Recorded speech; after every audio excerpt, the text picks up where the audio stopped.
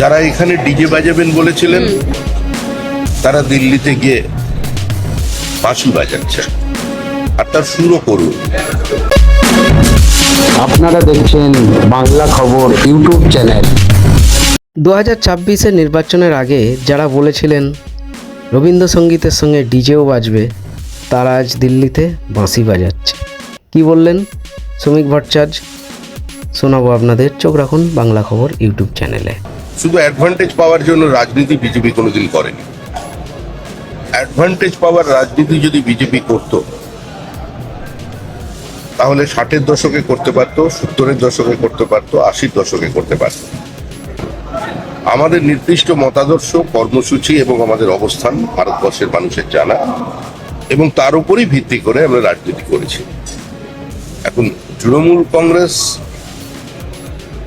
তাদের নিজের কারণেই ভেঙে যাচ্ছে, তারাই এখন প্রশ্ন চিহ্নের মুখে।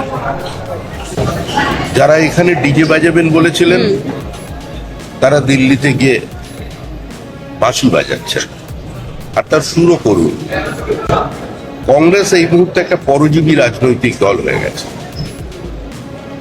ভারতবর্ষের মতো একটা বিরাট গণতান্ত্রিক দেশে, পৃথিবীর বৃহত্তম গণতন্ত্র, মাদার অফ দ্য ডেমোক্রেসি, সেখানে কোনো বিরোধী দল নেই, বিরোধী শক্তি নেই। এটা খুব একটা সুখকর নয়।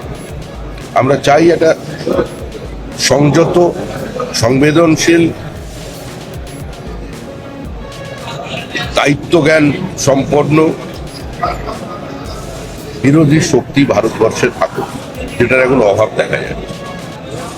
পশ্চিমবঙ্গের মানুষ তৃণমূল সম্পর্কে কি মনে করছেন সেটা আমার মনে হয় দিল্লির নেতাদের জানা, যারা ওই এদিক ওদিকে বিরোধী আছে। আপনারা দেখছেন বাংলা খবর ইউটিউব চ্যানেল।